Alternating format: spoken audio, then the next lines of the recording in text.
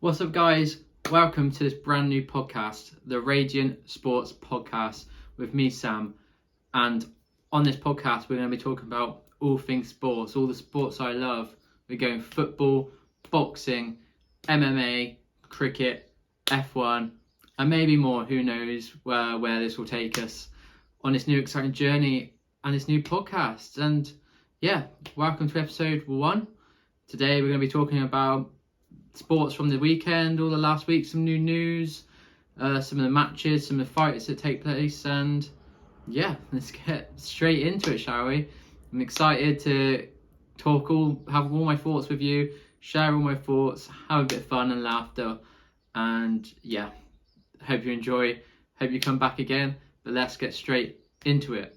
We're going to start off with the football. So it's been an interesting weekend in Premier League this weekend. Some big score results, really. If we start off on Friday, not a big score, but Luton got a point at Everton, which took them at the time level on points with Forest. Obviously, Forest still to play. Luton looked a bit dismayed at the end. Obviously, needed a win. They need to win a game definitely now. After as well, Forest beating Sheffield United, already relegated Sheffield United 3-1, which takes them 3 points above Luton. And yeah, obviously yesterday, I believe, or the day before, forgive me if I'm wrong, Forest actually had their 4 points deduction appeal rejected, so no points are going to be given back. So a big win that was for Forest and Sheffield United, which may get them to safety, I would have to say now, with the remaining fixtures, but you never know. Burnley against Forest last game of the season, that will be a heater. It'll be interesting, you know, if Burnley still have anything on the line or not. But yeah, you never know. We'll go back to the lunchtime game on Saturday. Arsenal 3-0 against Bournemouth, still pushing Man City to the very end. Yeah, not much we can say. Another Arsenal clean sheet. The forward players for Arsenal, unbelievable all year. Saka, Havertz has been amazing. Odegaard's quality operator. Rice, everyone, and that back line looks immense. The best, you've got to say, it's the best back line in the league this year, and proven by the clean sheets, and it's proven why they're pushing City right to the end and they're top of the table. 0-0 draw, but Brentford Fulham, Brentford not doing so well recently. Tony's not hitting, if he's even starting and playing. Fulham just a bit all over the place. They're kind of haven't got much to play for anymore. They'll win a few games by a couple goals, have a draw, or lose by there's never really 1 or 2 nils in Fulham at the moment. It's score a load and win, concede a load and win, or a 0-0 draw like this. Burnley again lost 4-1 at home to Newcastle. Newcastle, just the forward line, Isak, Gordon, unplayable, especially Isak. Isak is one of the best strikers in the league, quality-wise and especially in form-wise anyway. And yeah, Newcastle, a late run for Europe maybe, you never know. And then the evening game was the Man City. Obviously Arsenal won early in the day. Haaland scored 4 goals in Man City 5-1 drumming of Wolves. And yeah, keep winning their games, they win the league, because that's all they have to do. And Haaland putting in memorable performances, 4 goals, another hat-trick. Quality player. And yeah, it's going down to the very end of the title race. It's going to be interesting. If City can win every game, obviously they win, but there's pressure and you never know. Spurs in not next game, I think the game after for City, be an interesting one. Always struggle at Spurs, but yeah, we'll have to wait and see really. Then on Saturday we had Brighton beat Villa. Actually, it wasn't a penalty. It was 1-0 to Brighton. João Pedro, he missed a penalty but converted the rebound in the 85th, 6th minute or something like that. To put Villa in. Obviously, Villa fighting for 4th place. They're in 4th place with Spurs potentially chasing them. And then going on to Spurs. If Spurs won, they would close the gap. But Liverpool beats Tottenham 4-2 at Anfield, where again Tottenham can't defend. I don't know what else to say. look good in attack occasionally. I can't even say they always look good in attack, but just dominated by a Liverpool team who haven't been very good in the last couple of weeks. Yeah, what we can say, a banger goal, Harvey Elliott, and Klopp's farewell tour took a little dip, obviously not winning anything, but just looking to get some wins in Klopp's last couple of games, and especially I'll be looking forward to the very last game of the season is at Anfield, so that'll be a special moment for everyone involved. And also West Ham lost 5-0 to Chelsea, a London derby. Chelsea picking up form recently. It's surprising to see they've been incredibly average all year, and yeah, 5-0 West Ham. And after the fact, obviously there's rumours of David Moyes getting replaced at West Ham, and reported on Monday or Tuesday, I think it was Monday, that Moyes would be let go at the end of the season and most likely replaced with the old Wolves manager. Forgive me if I butcher the name. It's Julian Lopetegui, something like that. I will learn that name. That's what we'll go with now. But yeah, David Moyes obviously won a trophy at West Ham last year, done amazing things for the club, but maybe things, I was about to say getting stale, but obviously Europa League this year, won the European Conference League last year. Is it getting stale?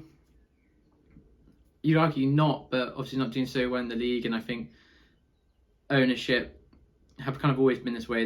They look to progress higher for like the top 6, top 8 West Ham should be, pushing for Europe with getting the big name players in with the big stadium, but which Moyes has done for them. So I think he's been unlucky to get sacked. Obviously, Europe 2 years in a row. Don't think they're going to get it this year, but then maybe that's why. Maybe they expect Europe nowadays, but yeah, we'll see how well they get on. And Monday night, what performance? Palace 4, Man United 0. Man United were absolutely shocking. You can say you got injuries, but the players who are playing, not fit. Arguably all 13 players. Casemiro was horrendous. Centre back Johnny Evans wasn't fit apparently, and just the whole team rubbish. No Bruno, so no chances to even get a goal back, and Palace battered them. Elise unreal, Eze's unreal, Mateta's in form, and what a finish for his goal. But yeah, under Glasner, that Palace team just look a really good team and look like challenge for the top half of the table, maybe more next year if they can keep Elise and Eze, especially. Solid, decent keepers, and they got Henderson or Sam Johnston when he comes back. I think got brilliant centre backs in Anderson and Guehi. Mitchell at left back, it looks quality. Broke shout for the England left back at the Euros for me. Will Hughes is looking like a quality Premier League player at the moment. Adam Wharton, quality, and Eze, Elise, there's nothing more you can really say about them. They are quality players. And yeah, Man United, Ten Hag's got to go. I don't know what you can say. Casemiro needs to retire. Jamie Carragher is pretty right in what he said, where he needs to take a look at himself and get himself to the MLS or the Saudi League, because it was embarrassing. His performance. He needs to get rid of some of the other players. Varane always injured. Other players on the big wages injured, just not good enough. It's just a mess. They just need a whole sort out. And the thing is, for Man United, is probably going to take another 5 years for them to rebuild, because they're in such a mess to get anywhere near challenging for a title, no matter who comes in. And it's the issue. They always have been chasing to get back for the Sir Alex Ferguson days, with managers' tenures being 2-3 years to try and rebuild. But they've just got to understand that it's not going to take another. They can't do it in 3 years, because there's not the structure there of players to do it, and they just have to firm it, I think, and have a real long-term project to get anywhere near where they need to be of your Cities, Arsenal's, Liverpool's. And yeah, it's a long road back for Man United. Probably a new manager next year, and yeah, but yeah. Interesting week, some good games to watch in the Prem, some interesting results. have some. They have big meanings on like the bottom of the league, and of course, fight for Europe in those 5th, 6th, 7th places, whatever it is. Both Chelsea winning, getting closing in, and Spurs dropping off, and City, or Arsenal still pushing City to the very end. So yeah, we'll see what happens next week. Why don't we? Some people's penultimate game. Some people have still got 3 games left, and yeah, we'll see what happens. Next, we will go into the boxing. Personal favourite of mine, boxing is, if you've watched my YouTube channel, lots of boxing content. I'm trying to move a bit away into other sports, as you can tell with the football, just spoke about there, and the podcast in general, going to be talking about more different sports. But yeah, it was a Canelo fight at the weekend. Canelo, unanimous decision against Jaime Munguia in Vegas. Yeah, gotta be honest, there's not much more to say. Canelo was expected to win. Canelo won. Didn't get a finish, which could have made the fight more memorable, obviously, and put a statement performance in. But Canelo just cruised to another points victory again in a fight that he's expected to win. I don't know what else to say. Apart from one thing, Canelo has to fight Benavidez. There's only one fight for Canelo at super middleweight. Is the new up-and-coming star of that division. Or maybe like heavyweight. Obviously, he's going up there anyway, Benavidez, that is. But if he can still get down, and I'm sure he's willing to take the Canelo fight, he spoke about it. Canelo's just got to affirm it. Says he wants 200 million. You're not getting that. Even in Saudi Arabia, you're not getting 200 million. Benavidez is the fight for Canelo to secure his legacy. That's a legacy-defining fight, just like what Floyd did with Canelo, beat the young up-and-comer. Canelo can do it, and he can. He's a quality operator. He can win that fight.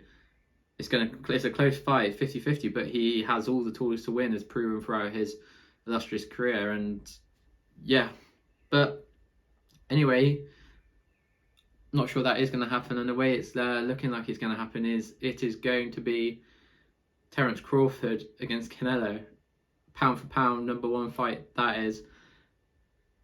And the more I hear people talk about it, exciting. Like at first you're like, oh, the weight's always different. Terence Crawford just undisputed 147 at welterweight. Canelo Alvarez is the super middleweight undisputed champ. In Crawford's next fight, obviously it's in August, I believe. Might be wrong on that. Beginning of August, I think. In connection with Riyadh season, he's fighting for the super welterweight titles against Madrimov. Obviously going up in weight, and that is now would be at 154. He'll be for that fight. Still two weight divisions from Canelo. So obviously he has to come through that. And then will he step up again? Well, can Canelo make 160? Unlikely. It may just have to be a catch weight, or has Crawford just got the balls on him to go up to 168 for history, for legacy? He's got a great legacy anyway. He's unbelievable multi-weight world champion. Undisputed as well.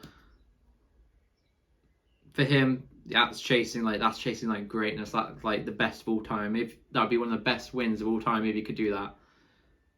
And I think that's what makes it exciting. It's not Canelo fighting Crawford, it's Crawford fighting Canelo. That's what makes it exciting. Because the leap for greatness, if it is going to be a super middle, Canelo might come down, it might be a catch weight, who knows. But more every time that a fight spoke about until it's made, I think I'm getting more and more excited, and more the build-up's getting more and more just to see if Crawford could. That's why it's exciting. It's not exciting from a Canelo standpoint, but it's exciting from, can Crawford do it?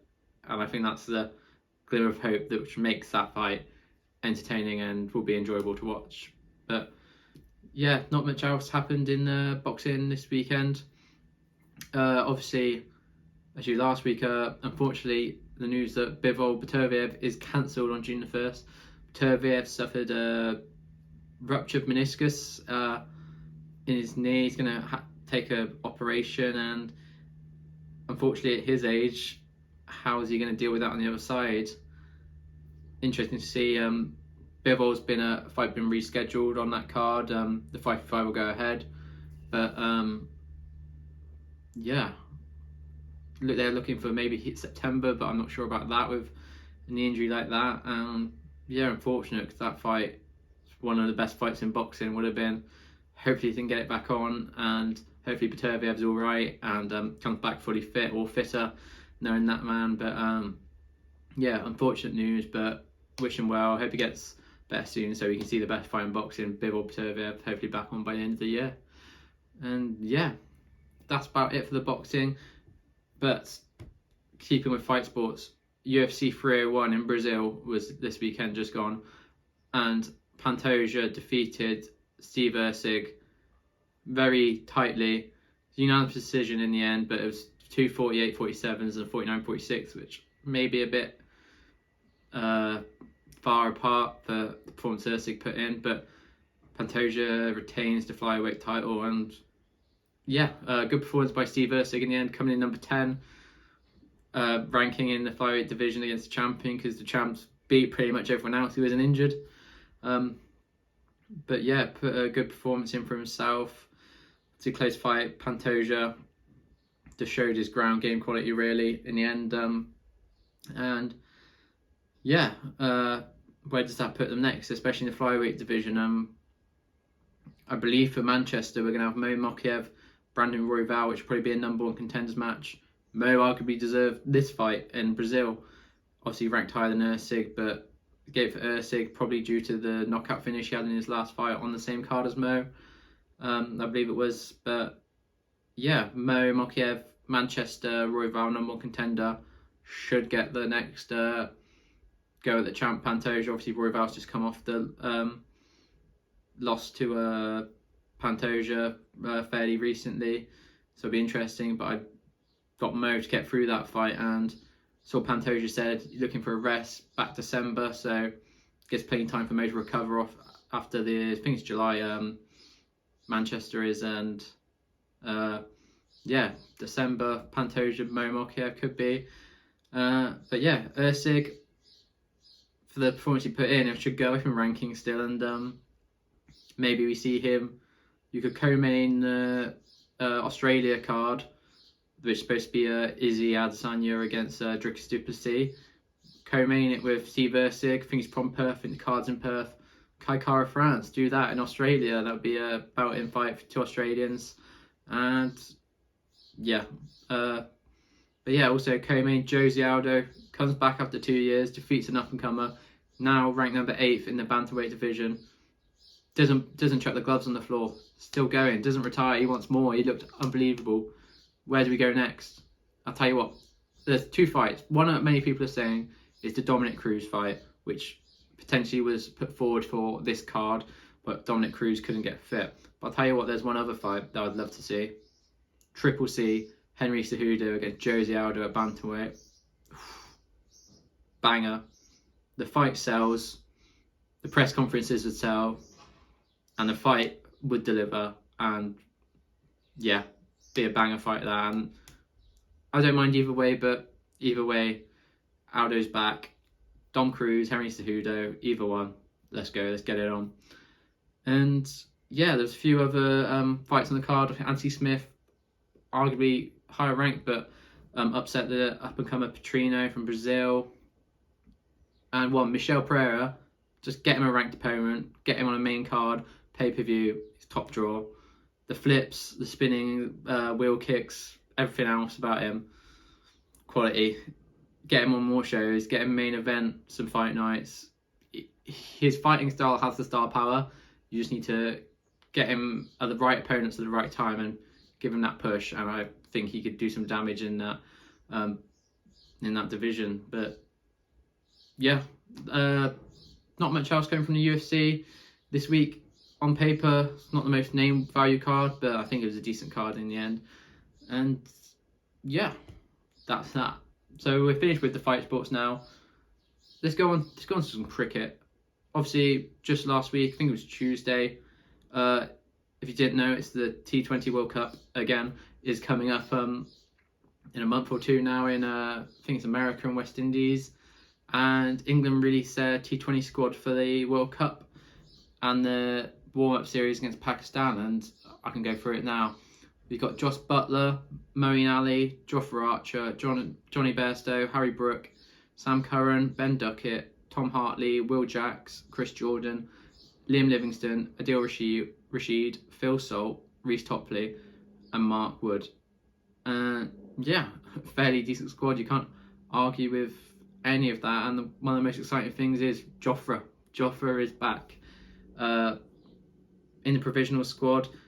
Hopefully he can play a bit of cricket and be fit enough to be an option in the T20 squad, because when, even in any form, when Jofra is available, he is quality, he's box office, he's that good, he's got to be in there. And yeah, a few surprise call up: Tom Hartley, first he's uncapped player at the T20, and obviously Will Jacks didn't feature at last year's tournament, but he's doing well in the IPL. As per many of them, Buttler, couple hundreds. Johnny Bairstow's not done much, but got hundreds recently. Harry Brooks doing well in Championship and unbelievable player. Sam Curran's doing well in the IPL. Will Jacks, Liam Livingstone, Phil Salt especially. So it's going to be interesting to see him in that team. And what would I go with for the squad? My 11 from that, you go Buttler opening, from what Salt's doing, Phil Salt at 2, Will Jacks 3, Bairstow 4, Brook 5. When will you go? Livingston 6. Depending on how many spinners, actually, it'll be between him and Mo, maybe. Livingston 6, Curran 7. Who else you got on this squad? You would have in no particular order, Reece Topley, I think. We'll go Jofra Archer and who else did you go? Maybe you do go the extra spinner and play Mo, or you could have Chris Jordan, obviously, death bowler, or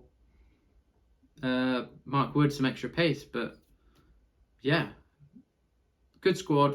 I think hopefully you do well. Not like the 50 World Cup. We're good with T20s at the moment, but yeah, excited for that. Cricket season's already started, and be good to get some T20 back on the telly, because I enjoy watching it, enjoy watching the Blast, watching some of the IPL at the moment, and obviously the World Cup coming out. It's a good time for T20, that is. And yeah, so next, it was the Miami Grand Prix this weekend.